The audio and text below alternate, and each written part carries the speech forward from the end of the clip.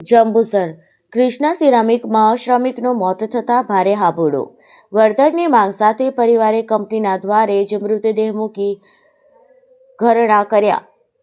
ભરૂચ જિલ્લાના જંબુસર તાલુકાના કલમ ગામ પાસે કાર્યરત કૃષ્ણા સિરામિક કંપનીમાં એક જીવલેણ અકસ્માત સર્જાતા ખળભળાટ મચી ગયો છે.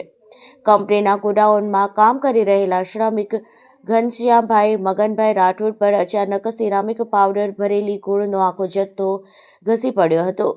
આ દુર્ઘટનામાં ગંભીર રીતે ઘવાયેલા શ્રમિકને તાત્કાલિક વડોદરાની સરકારી હોસ્પિટલ ખાતે ખસેડવામાં આવ્યો હતો, જ્યારે રવિવારે સાંજે ટૂંકી સારવાર બાદ તેમનું કરુણ મોત નીપજ્યું હતું.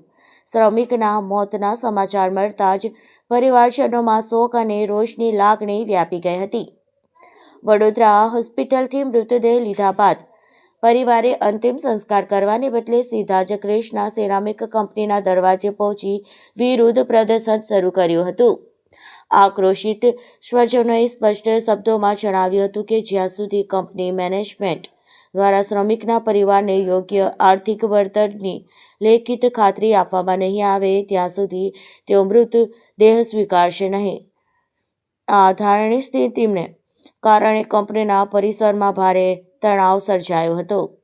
ઘટનાની ગંભીરતાને જોતા મોટી સંખ્યામાં ગ્રામજનો અને સમાજના આગેવાનો કંપની ખાતે એકઠા થયા હતા.